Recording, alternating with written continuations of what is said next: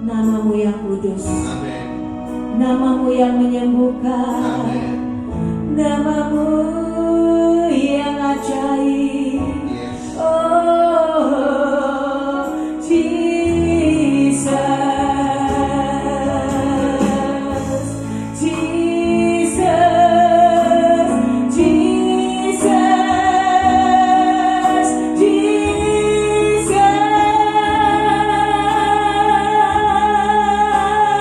Sebab namamu kudus, kudus Tuhan.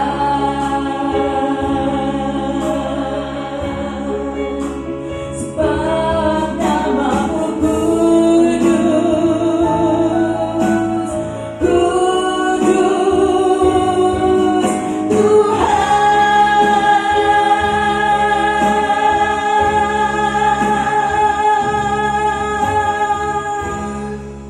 Terima kasih Tuhan. Karena Tuhan, mari berkuasa atas setiap kami Tuhan. Pada sore hari ini Tuhan, di dalam ibadah kami Tuhan, mari Roh-Mu berkuasa atas setiap kami Tuhan. Sesungguhnya hati kami mengingini Engkau, sesungguhnya hati kami merindukan-Mu Tuhan. Terima kasih Tuhan. Kami percaya Engkau telah hadir di tempat ini Tuhan. Kami percaya Roh-Mu telah bekerja. Berikan kami roh hikmat dan pengertian Tuhan. Kami akan mendengarkan firman-Mu Tuhan. Biarlah Kau memberikan keamanan atas tempat ini, pembelaan atas setiap kami pada sore hari ini Tuhan. Dan biarlah semua firman yang akan ditaburkan jatuh di tanah hati yang subur dan tertanam di loh hati kami, di jiwa kami, di pikiran kami, sehingga hari demi hari kami memuliakan namamu. Hari demi hari kami terus berdampak bagi diri kami sendiri, bagi keluarga kami, dan juga bagi orang-orang yang bertemu dengan kami dan di dalam gereja kami. Terima kasih Tuhan. Terima kasih Tuhan. Bertahtalah di atas pujian dan penyembahan kami, dan Kau hadir Tuhan, dan Kau hadir Tuhan, bertahta di tempat ini, memimpin ibadah pada sore hari ini, mengawal setiap firman yang akan ditaburkan, pengajaran yang akan disampaikan. Pakai mulut lidah hamba-Mu Tuhan, kuduskan, sucikan, pakai dan kuasai mulut lidah hamba-Mu Tuhan, untuk menyampaikan pesan-pesan Tuhan yang akan Kau sampaikan pada sore hari ini. Berbicaralah Tuhan, berbicaralah Tuhan. Roh Kudus ambil alih, Roh Kudus ambil alih. Kami minta pelayanan malaikat untuk mengawal setiap firman yang akan disampaikan pada sore hari ini, di dalam nama Tuhan Yesus. Mari semua yang semangat mau mendengarkan firman, katakan amin. Shalom semua jemaat. Shalom 5.000 jiwa di tempat ini. Shalom semua yang di online. Amin. Saudara, ada sukacita ya hari ini ya. Kita masuk dalam penyembahan yang luar biasa tadi ya. Saya senang dengan penyembahan tadi ya. Begitu mendayu-dayu, seperti lagi berdua dengan Tuhan. Ya, saya senang banget penyembahan pada sore hari ini. Oke, mari kita masuk firman Tuhan. Kita akan belajar bahwa kita harus berdampak di tempat kerja atau di marketplace ya. Dimanapun kita ditempatkan, kita harus menjadi dampak ya. Mari kita buka 1 Timotius 4 ayat 6 sampai 10. Mari kita buka 1 Timotius 4 ayat 6 sampai 10. Ada yang mau bacain mungkin satu ayat? Boleh? 1 Timotius berapa? 1 Timotius 4 ayat 6 sampai 10. Ya, ayat 6 dulu boleh, yang udah ketemu boleh dibaca. Semua orang yang menanggung beban Bukan, perbudakan. bukan Tante. Bukan. Bukan. 1 Timotius 4 ayat 6 sampai 10. Silakan Pak Heri. Dengan selalu mengingat hal-hal itu kepada saudara-saudara kita, engkau akan menjadi seorang pelayan Kristus Yesus yang baik, terdidik dalam soal-soal pokok iman kita dalam ajaran sehat yang telah kau ikuti selama ini. Ya, yang ayat 7 silakan nyambung. Tetapi jauhilah tahayul dan dongeng nenek tua. Latihlah dirimu beribadah. Ya, ayat 8 lanjut. Latihan badan ini terbatas gunanya, tetapi ibadah itu berguna dalam segala hal karena mengandung janji baik untuk hidup ini maupun untuk hidup yang akan datang. Ya, ayat 9. Perkataan ini benar dan patut diterima sepenuhnya. Ayat 10. Itulah sebabnya kita berjeripaya dan berjuang, karena kita menaruh pengharapan kita kepada Allah yang hidup, juru selamat semua manusia, terutama mereka yang percaya. Amin. Oke, jadi kita sekarang udah tahu ya bahwa tadi di ayat 4 dikatakan bahwa ayat 6 dikatakan bahwa dengan selalu mengingatkan hal-hal itu kepada saudara-saudara kita, engkau akan menjadi seorang pelayan Kristus Yesus yang baik dan terdidik dalam soal-soal pokok iman kita dan dalam ajaran sehat yang telah kau ikuti selama ini. Jadi kita itu harus terdidik. Ya, waktu kita berada di marketplace, kita di tempat kerja, kita harus menjadi berkat bagi orang lain.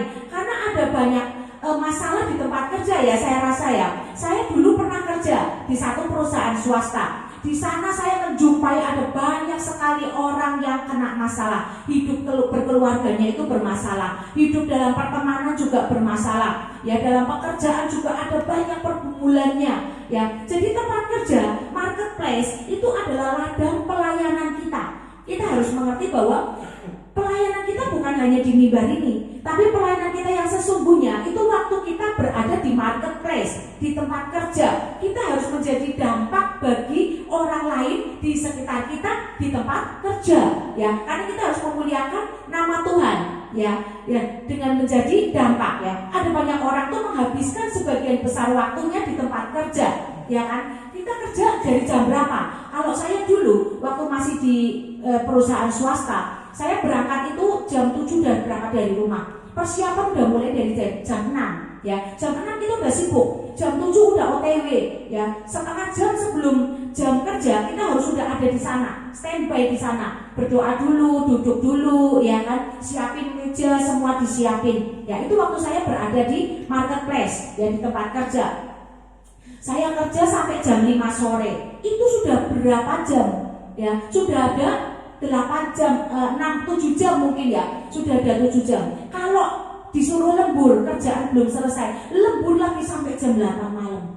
Kita di rumah berapa jam? Ya kan? Di gereja, pelayanan di mimbar paling cuma 2 jam paling pol. Ya kan? Setiap minggu cuma 2 jam. Itu kalau ada pelayanan di hari-hari biasa, itu bisa nambah melayani. Tapi lebih banyak berada di mana? Di tempat kerja, ya kan? Di marketplace. Maka dari itu kita harus menjadi dampak di tempat kerja kita, ya. Di sanalah kesaksian kita tuh diuji.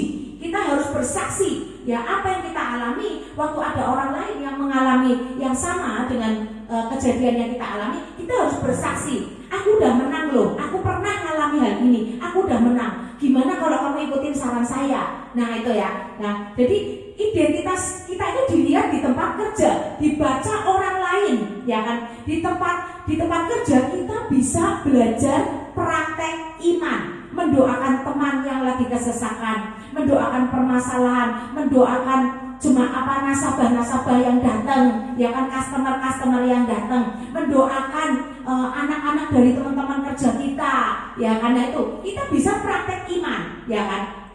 Nah, di situ pun kita juga harus menjadi seperti Timotius.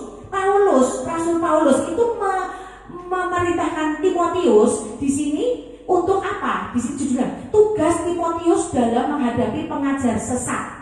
Ini perikopnya ini, ya perikopnya judulnya yang tadi ayat yang tadi kita baca. Perikopnya tugas Timotius dalam menghadapi pengajar sesat. Di sini Rasul Paulus mengingatkan Timotius. Nah, di sini kita pun juga harus mengingatkan rekan-rekan kerja kita yang pemikirannya salah, ya sesat pemikirannya. Dengan apa contohnya? Tahayul dan dongeng nenek-nenek tua. Nah ini ya tetapi jauhilah tahayul dan dongeng nenek-nenek tua. Tapi latihlah dirimu beribadah. Nah, tahayul dan dongeng nenek-nenek tua ini termasuk pengajaran sesat, ya. Jadi kita harus tahu bahwa ayat berapa tadi ya? 7 ya. Nah ini ayat 7. Dongeng nenek tua dan tahayul adalah bicara tentang apa? Ada yang tahu nggak? Dongeng nenek tua dan tahayul itu bicara tentang apa? Adat istiadat, benar. Apalagi? Ya, penyembahan yang bukan kepada Tuhan. Minta-minta doa-doa ke makam-makam, minta-minta di makam, ya itu dongeng nenek tua dan tahayul itu tergolong itu, ya kan? Ya, adat istiadat itu menjadi penghambat mukjizat Tuhan itu dinyatakan, ya. Tapi kalau orang yang hidupnya menyembahnya kepada Tuhan, mukjizat Tuhan bisa dinyatakan. Tapi kalau orang yang sesat seperti ini, ya mempercayai tahayul dan dongeng nenek-nenek tua, bisa nggak orang ini mendapat mukjizat Tuhan? Nggak bisa. Yang ada dimurkai Tuhan. Nah, sebagai orang yang diutus Tuhan untuk menjadi berdampak di tempat kerja, kita harus meluruskan, teman. Kamu salah loh, dikasih tahu. Kamu salah loh, kalau kamu ada masalah kamu minta ke orang pintar atau teman, itu kamu salah loh. Kamu harus berdoa, nyatakan, buat deklarasi, ya kan, berdoa dan sebagainya, ya. Itu kita harus ajarkan itu kepada teman-teman. Yuk kita berdoa bareng, yuk kita berdoa bareng, yuk kita minta kepada Tuhan untuk Tuhan menolong permasalahanmu. Kita bisa lakukan itu, membentuk grup-grup di tempat kerja kan biasa ada grup tuh, grup WA ya, grup kerja, grup kantor, ya kan. Nah, kita bisa berdampak dengan meluruskan hal-hal itu, ya kan. Nah, jadi waktu kita bisa kesaksian, ya, kita bisa kesaksian. Jadi ajarkan bahwa percuma kamu minta ke orang-orang seperti itu percuma. Itu nanti ada dampaknya. Jelaskan bahwa iblis tidak membiarkan memberikan sesuatu dengan gratis, ya. Kayak saya pernah mendoakan orang, ya. Jadi ini orang Kristen hidupnya di luar pulau, di satu pulau, di Pulau Nias, ya. Di sana itu adat istiadat dan kesukuannya itu kuat sekali. Nah, mereka rata-rata anak-anak yang lahir waktu mereka sudah beranjak dewasa, mulai masuk akil balik itu orang tuanya tuh memberi sesuatu. Nenek moyangnya memberi sesuatu, misalnya berupa jimat-jimat atau apa. Nah, di situ orang ini merasa aman dalam diberikan itu dia merasa aman. Bukan, orang ini ke gereja, tapi orang ini juga melakukan seperti itu. Nah, pada satu waktu berkat yang dari iblis itu seperti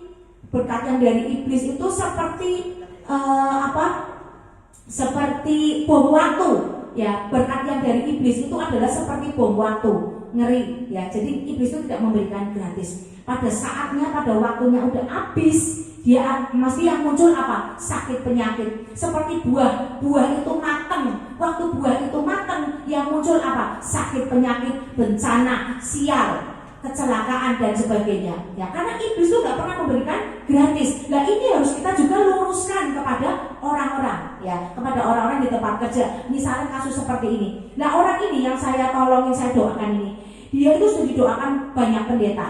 Nah, tapi orang ini nggak sembuh-sembuh, nggak bisa. Jadi sudah didoakan banyak pendeta di situ, tapi nggak ada perubahan. Nah, terus waktu itu orang ini ceritanya orang itu sudah melemah, kekuatannya sudah melemah, 3 hari nggak mau makan. Nah, waktu 3 hari nggak mau makan, ternyata dibawa ke rumah sakit, jarum infus itu nggak bisa masuk ke badan dia. Nah, ini kan ngeri. Jadi harus gimana nolonginnya? Orangnya udah lemah, apa mau dibiarin mati? Ya kan? Akhirnya nggak tahu gimana, mungkin banyak orang yang berdoa juga. Akhirnya mereka minta tolong salah satu tuh telepon ke saya. Terus kita berdoa bersama-sama, video call 4 orang apa 5 orang gitu. Nah terus kita doakan. Terus 1 jam kemudian mulai dicoba lagi sama suster, dimasuki jarum infus lagi, ternyata sudah bisa. Jarumnya udah bisa nembus kulitnya. Nah orang itu mulai udah dapat asupan. Terus orang ini pingsan, nggak lama nggak sadar.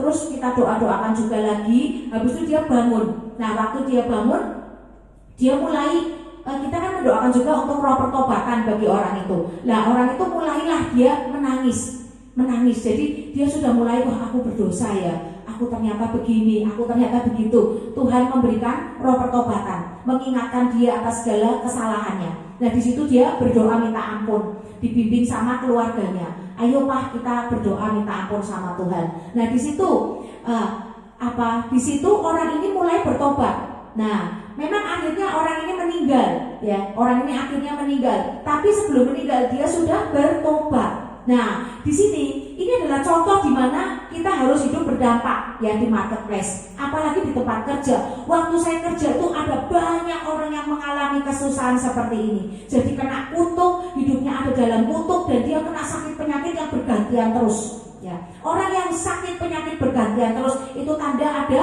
roh di luar Tuhan yang sedang menguasai, yang sedang menyetir, ya. Ada kuasa di luar Tuhan yang sedang menguasai. Karena rencana Tuhan adalah damai sejahtera dan hidup yang penuh pengharapan, ya kan? Kalau di luar itu yang terjadi, berarti itu bukan rencana Tuhan. Itu adalah rencana iblis, intervensi iblis, atau dia terikat dengan iblis, ya. Nah, ini kita harus kasih tahu ke teman-teman kita, ya. Kalau bisa kita ada di mana, di sekolahan, di lingkungan mami-mami, ibu-ibu, kita harus ceritakan, kita harus mau bersaksi. Aku tahu loh ada kejadian begini-begini, ternyata bisa sembuh dengan cara berdoa, bisa sembuh dengan cara pemberesan dengan Tuhan. Dan panggil hamba Tuhan berdoa sama-sama dalam satu komunitas, ya. Ini kita penting sekali menjadi garam dan terang. Minggu lalu kita bicara tentang garam dan terang, ya, harus menjadi garam dan terang. Ini juga kita juga harus berdampak di tempat kerja, yang kerja. Kalau yang tidak kerja atau wira swasta, ya di marketplace, di lingkungannya, lingkungan pergaulannya, kita harus berdampak itu, ya. Ritual yang turun temurun itu juga termasuk dongeng dan tahayul, ya. Adat istiadat itu menjadi batu sandungan juga loh, ngeri loh, ya. Untuk apa? Roh Tuhan berkuasa sama kita tuh nggak bisa kalau kita masih mematuhi adat istiadat. Karena jelas perintah Tuhan, kita harus tunduk kepada Allah dan lawanlah iblis. Baru kita bisa menjadi pendoa yang berkuasa untuk menyembuhkan, ya. Kan banyak pergumulan jemaat, apa sih? Pergumulan marketplace itu apa sih? Sakit penyakit, ya kan? Kutuk kemiskinan, sial, kecelakaan terus, ya kan? Terus apes, orang bilang sial terus, ya kan? Nah ini, kalau enggak kok kerjaannya gagal terus. Nah, kan enggak jauh-jauh seputar itu. Enggak jauh-jauh intisarinya adalah seputar pekerjaan iblis. Nah, kalau kita mau berdampak bagi orang-orang di sekitar kita, kita harus menang dulu dengan diri kita. Kita harus berkuasa dulu dalam perkataan kita. Seperti Pastor Thomas tadi siang jam 1 khotbahnya tentang kerasukan. Yang pengen dengar itu bagus sekali pengajarannya, yaitu seputar ciri-ciri orang yang kerasukan iblis dan kerasukan setan, bedanya apa. Bisa buka YouTube-nya Pastor Thomas Chandra. Kalau mau nanti lihat di status saya, nanti saya akan share di status dan di grup, ya, grup IFLC. Nah, itu bisa dengarkan ulang. Jadi kita harus ngerti untuk bisa berdampak bagi orang lain dengan cara apa? Mendoakan, ya, kesembuhan, mengusir setan, ya kan, mematahkan rantai kutuk. Itu kita harus menjadi orang yang berkuasa dalam perkataan. Kalau kita nggak ada kuasa dalam perkataan, mana bisa jadi berdampak, mana bisa mendoakan orang itu sembuh, mana bisa. Nah, di sini kita harus mengerti, harus datang dalam ibadah-ibadah, ya kan? Harus datang dalam ibadah-ibadah, ya. Sekarang kita harus datang di ibadah-ibadah, lalu kita belajar ilmu-ilmu di Alkitab, membahas ayat-ayat Alkitab untuk menjadi berdampak itu apa sih yang harus kita lakukan? Ya kan? Ya, kita harus apa? Harus bagaimana supaya kita berdampak? Ya, sekarang kita lihat Yesus. Ya, kenapa saya ngomong masalah setan dan iblis? Kenapa? Karena sebentar ya, saya mau tinggi data seluler dulu. Oke, karena kenapa kita harus berdampak? Karena waktu Yesus ada di bumi, pelayanan Yesus itu apa? Coba ada yang tahu nggak pelayanan Yesus itu ngapain aja? Waktu 3,5 tahun ada di bumi apa? Memberitakan Injil, ya. Memberitakan Injil. Untuk bisa memberitakan Injil kita harus mengerti Injil apa? Enggak. Ya kan? Kita harus bergaul dulu dengan firman sebelum kita memberitakan Injil, ya. Jadi kita harus belajar dulu kan? Nah, disinilah kita belajar dalam persekutuan, dalam ibadah-ibadah. Nah, terus apalagi memberitakan Injil terus? Nah, menyembuhkan orang sakit, pelayanan Yesus, ya. Untuk bisa menyembuhkan harus ada apa? Kuasa. Harus diberikan apa? Otoritas untuk menyembuhkan orang sakit. Orang sakit itu bukan cuma melulu sakit loh. Orang yang sakit itu ada juga bukan melulu medis, ya, tapi ada juga campur tangan roh, ya. Ada juga tuntutan iblis, dakwaan iblis sehingga orang itu menjadi sakit. Kita harus percaya. Yang nggak kelihatan itu belum tentu nggak ada. Yang kelihatan itu tetap ada. Contohnya apa? Gelombang suara, nggak kelihatan. Tapi kita dengar nggak? Dengar. Tapi kita bisa menikmati suara nggak? Pengajaran bisa karena ada gelombangnya. Lampu cahaya, ya lampu tok. Tapi mengapa bisa menerangi? Karena ada gelombangnya. Radio nggak kelihatan, tapi ada gelombangnya. Kita bisa dengar radio. Yang nggak kelihatan belum tentu nggak ada. Ya, roh itu nggak kelihatan, tapi tetap ada. Kita bisa tahu hasil kerja dia. Ya, nah sama aja dengan virus. Virus itu kelihatan nggak? Nggak ada, nggak kelihatan. Tapi ada nggak orang yang sakit karena virus? Ada karena ya itu. Jadi waktu kita orang ini sakit, kita harus mengerti orang ini sakit karena ceroboh pola hidupnya, atau karena campur tangan roh, atau karena dakwaan iblis. Ini kita harus tahu secara mendalam supaya kita bisa bergerak dengan tepat. Nah, kalau kita nggak belajar, kita nggak menggali firman Tuhan, kita nggak ngerti, kita nggak upgrade pengetahuan dengan datang ke ibadah-ibadah dan belajar, kita nggak akan ngerti bagaimana cara kerja iblis. Kenapa orang ini sakit? Bagaimana cara kerja ceroboh manusia yang nggak punya hikmat, nggak punya pengetahuan tentang kesehatan sehingga dia sakit. Semuanya dibutuhkan pengetahuan, bukan? Nah ini ya. Jadi apalagi pelayanan Yesus? Membangkitkan Lazarus. Nah, membangkitkan orang mati.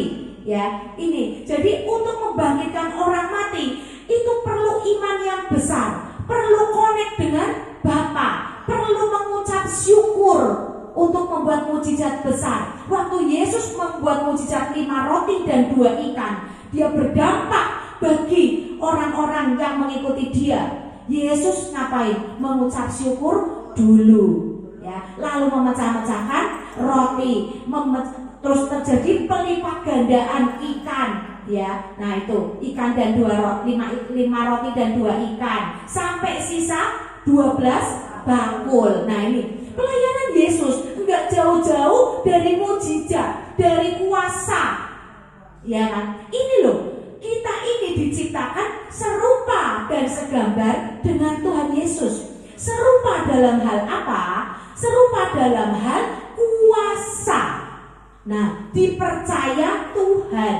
Nah, kita kejar Tuhan, kita mulai praktek iman dengan anak-anak kita di rumah, ya kan, dengan orang-orang di sekitar kita. Nah, ini menjadi berdampak, ya, berdampak di marketplace. Ada yang harus di-upgrade pengetahuannya, ada yang harus dikonekkan dengan surga.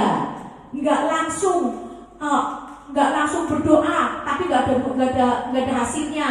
Nah itu nggak bisa. Kalau kita berdoa, kita juga harus kawal. Ada nggak hasilnya? Doa kita dikabulkan Tuhan nggak? Ada jawaban doa nggak? Atau nol terus? Nah ini kita harus menjadi dampak di tempat kerja, di tempat marketplace di mana kita berada.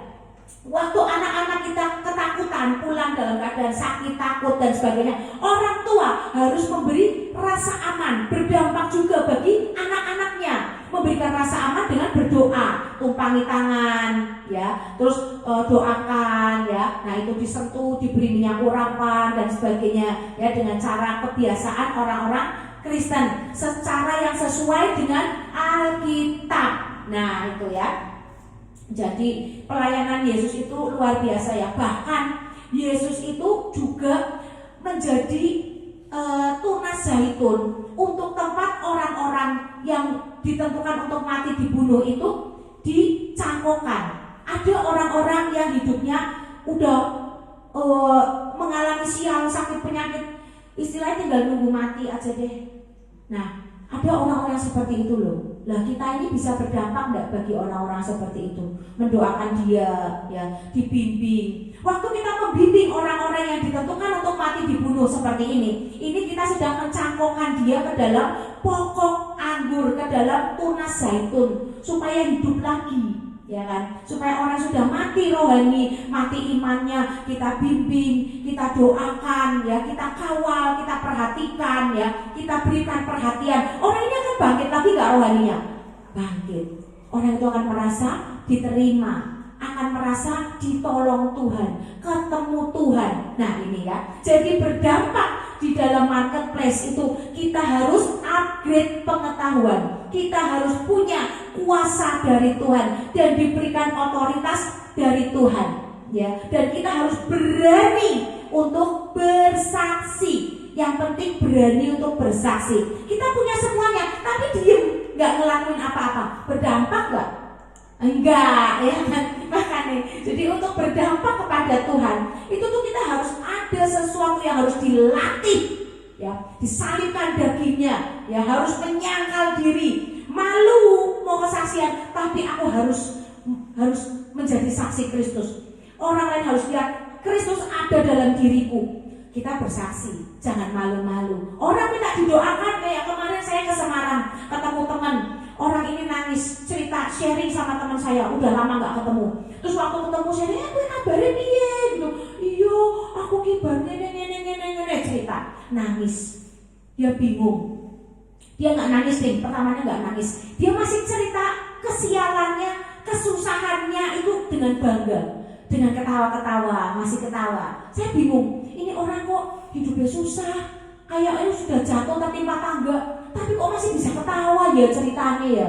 Aku bingung loh, aku aja sedih ngeliat dia. Ih kasihan banget ya sampai begitu. Nah terus teman saya bilang, teman saya teriak ke saya, Cici mau doain? Hah? Mau dong. Nah ibu mau gak saya doain bu? Yuk kita doa. Hah? Tapi aku Islam, tapi aku agama lain gitu. Dia bilang gitu. Gak apa-apa bu, kan cuma berdoa. Terus yang punya warung bilang gini, gak apa-apa, didoain kok, kowe kan karek meneng. Lah wes toh, iya wae, amin wae, gitu loh. Terus orang ini bilang, ya udah mau. Lah terus kita minggir, kan banyak orang di warung. Kita minggir ke pinggir warung. Saya doakan di situ sama teman saya berdua, saya tumpangin tangan dadanya. Orang ini tiba-tiba nangis di lawat Tuhan. Terus tiba-tiba dia bilang, oh iya ya, aku kok yo dek ben ninggalke yo, aku apa balik neh yo, apa aku balik neh nang gone agamaku biyen yo. Saiki bojoku Kristen, lah tapi aku sek nganu sek itu gitu kan. Nah, apa aku balik neh yo. Terus teman saya bilang, lah iya balik wae, tapi yo ngopo to kok yo pindah-pindah. Nah, dia mulai tergerak, mulai pengen balik ke Tuhan Yesus. Dia merasakan kasih Bapa. Waktu saya mendoakan, dia menangis, dia merasakan kasih Bapa. Tiba-tiba hatinya yang keras, yang dia menceritakan segala kesialannya itu dengan ketawa, tiba-tiba dia merasa tersentuh loh. Luar biasa kan? Tiba-tiba seperti dia tuh merindukan Tuhan Yesus. Nah ini, kita harus jadi dampak. Ya, jadi kita jangan malu-malu. Bersaksi ya bersaksi, punya otoritas, punya kuasa, punya pengetahuan. Kalau dia berguna nggak berguna. Yang ada kita jangan malu-malu jadi saksi Kristus. Ya, sama teman doakan tumpang tangan, itu kita udah berdampak di tempat kerja. Oke? Ya, Jadi kita juga harus yang ayat 8 ini, semua pelatihan otot rohani itu mengandung janji Tuhan ya. Jadi kita harus tahu, waktu kita belajar firman, waktu kita saat teduh, pagi Mazmur, siang Amsal, malam perjanjian baru, waktu kita baca Mazmur misalnya, mengandung janji Tuhan loh. Contohnya apa? Kita buka Mazmur 37 ayat 23 sampai 24. Setiap firman itu mengandung janji. Saya sering kalau saya baca firman, saya lihat janji Tuhan, saya langsung deklarasikan itu firman itu ya. Kita buka ya Mazmur 37 ayat 23 sampai 24. Tuhan menetapkan langkah-langkah orang yang hidupnya berkenan kepadanya. Apabila ia jatuh, tidaklah sampai tergeletak. Terus sebab Tuhan menopang tangannya. Waktu saya baca firman ini, saya deklarasikan dalam lagu ya. Saya langsung nyanyi itu. Tuhan menetapkan langkah-langkah orang, termasuk langkahku Tuhan, yang hidupnya berkenan kepadanya. Aku dan keluargaku Tuhan, aku selipin itu ya. Apabila ia jatuh, tak sampai tergeletak, sebab Tuhan menopang tangannya. Tanganku juga, tangan keluargaku juga, amin. Nah itu, saya deklarasi ini tuh ya. Karena firman mengandung janji Tuhan, maka mata kita, telinga kita, otak kita, pikiran kita, jiwa kita harus jeli. Janji langsung tak angkat, tak klaim, tak nyanyiin ya. Nah ini nih Mazmur 40 ayat 2 nih ya. Ini bicaranya, ia mengangkat aku dari lubang kebinasaan, dari lumpur rawa. Ia menempatkan kakiku di atas bukit batu, menetapkan langkahku. Aku langsung deklarasi, Tuhan, aku percaya Tuhan, waktu aku jatuh, Engkau juga seperti di firman ini Tuhan, Engkau juga mengangkat aku dari lumpur rawa dan menetapkan kakiku di atas bukit batu. Amin. Aku dan anak-anakku ada di atas bukit batu, tidak tersentuh oleh yang jahat. Nah, deklarasikan, angkat. Ya, karena apa? Berada di atas bukit batu ini, nggak semua orang bisa naik ke bukit batu loh. Ya kan, Tuhan taruh kita, langkah kita di atas bukit batu loh. Nah, berarti nggak musuh itu sampai, Tuhan itu merekayasa supaya musuh itu sampai nggak bisa menyentuh kita. Nah ini kita juga harus saksikan ya, saksikan firman Tuhan itu banyak mengandung janji loh. Share sama teman-teman, bikin di status medsos ya. Firman ini Mazmur berapa share. Nah, kasih caption dikit, itu udah penginjilan. Ya, itu udah penginjilan ala-ala kita yang orang awam, yang bukan pengkhotbah, yang bukan pendeta. Ya, kita harus lakukan penginjilan juga kan, sama seperti Yesus. Nah, itu caranya ya. Orang yang menangis dan bertemu Tuhan dalam ibadah di gereja ya, itu juga kuasa Tuhan dinyatakan atas gereja ini. Ya, siapa yang tadi nangis terharu di lawat Tuhan waktu penyembahan?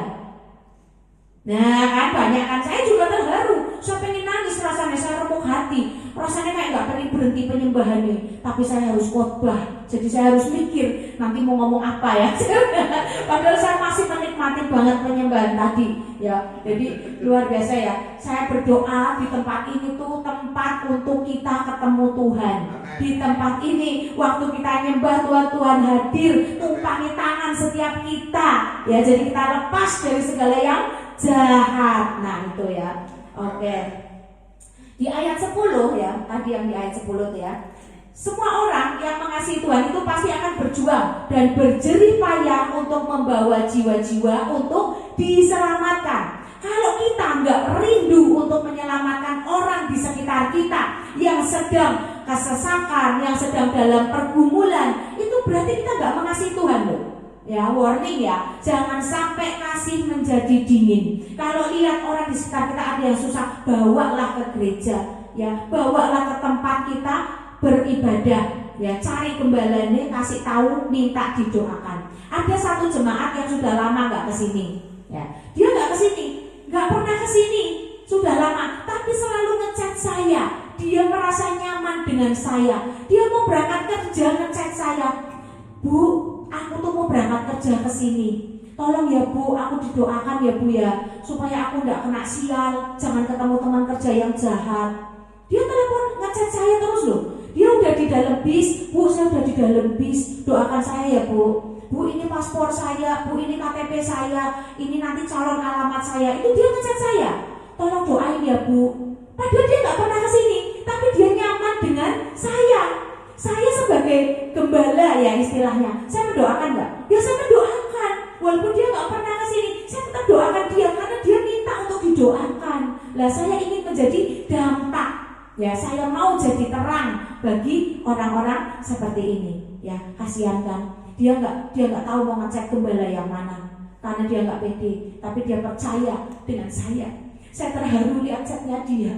Terima kasih Tuhan, aku masih dipercaya oleh orang-orang yang sedang dalam kesesakan. Saya bilang thank you Tuhan, Kau berikan yang terbaik buat orang ini Tuhan. Biarlah dia sukses dalam pekerjaannya, dilindungi dan selamat waktu pulang kembali ke Tegal. Ya, saya doakan dia. Jadi kita harus berdampak ya untuk orang-orang lain ya. Oke, sekian dulu firman Tuhan. Mari kita nyanyikan satu lagu. Kita percaya kepada janji Tuhan ya.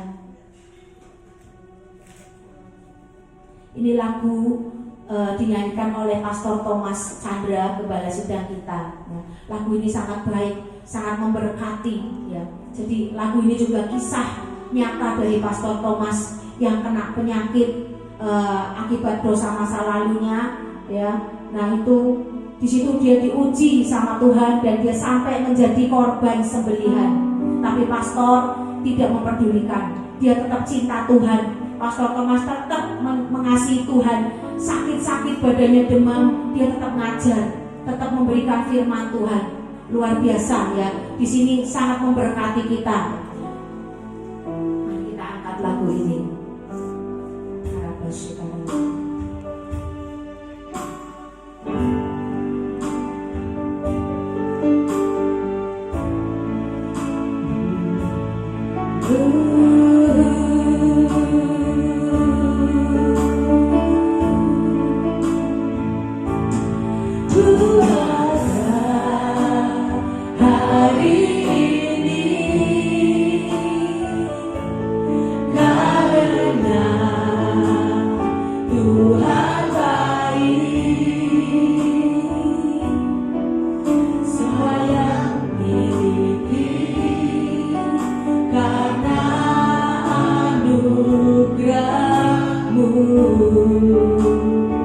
Tuhan selalu memberi kita kesempatan.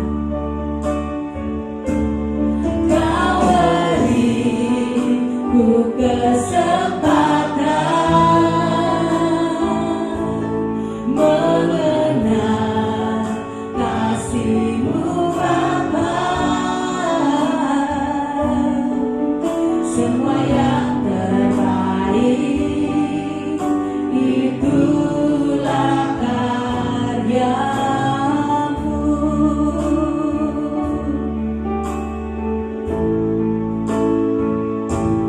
Pada janji-Mu aku percaya, Engkaulah harapanku.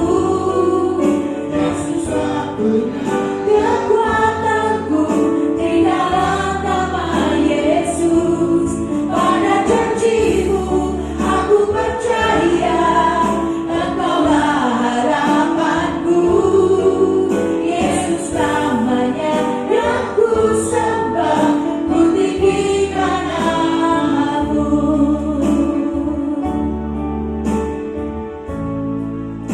Ku ada, Ku